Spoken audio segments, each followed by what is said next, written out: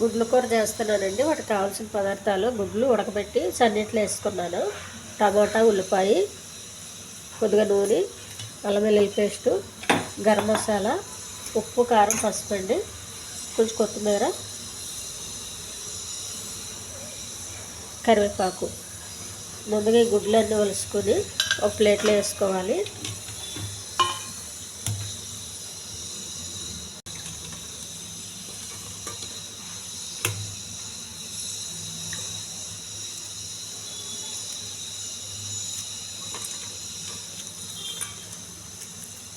వేడిగా ఉన్న గుడ్లు సన్నీటిలో వేసుకుంటే తొందరగా పొట్టు వస్తుందండి.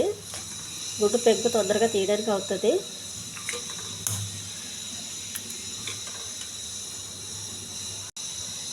ఈ గుడ్డు పెంకుతో కొంచెం గీత పెట్టుకోవాలండి. మనకి ఇందులో ఉప్పు, కారం పట్టి చాలా టేస్ట్గా ఉంటుంది గుడ్డు.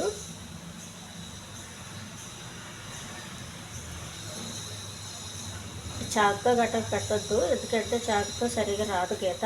ఈ గుడ్డు పెంకుతోనే బాగా వస్తుంది.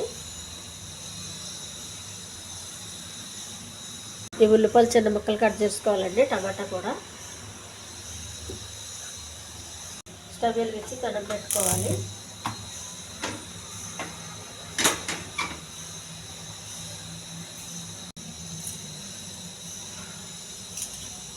గుడ్డు ఆగడానికి కావాల్సిన నూనె అండి.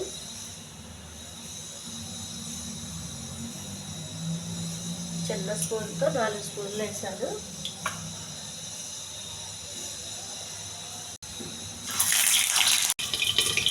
మూత పెట్టేయాలండి. నూనె ఎగిరి మన మీద పడకుండా ఉండడానికి మూత పెట్టేయాలి. వేగిన గుడ్లన్నీ ఒక ప్లేట్లో వేసుకోవాలండి.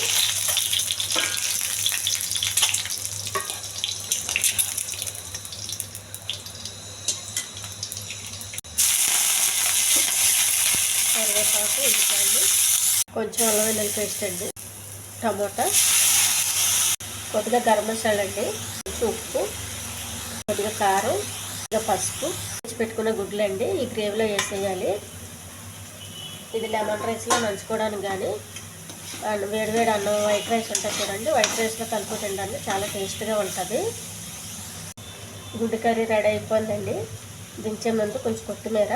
ఈ ఛానల్ నచ్చితే సబ్స్క్రైబ్ చేయండి, షేర్ చేయండి, లైక్ చేయండి, కామెంట్ చేయండి. ఇది వైట్ రైస్కి అయితేనే బాగుంటుందండి. పులిహోరకు కానీ వైట్ రైస్కి కానీ చాలా టేస్ట్గా ఉంటుంది.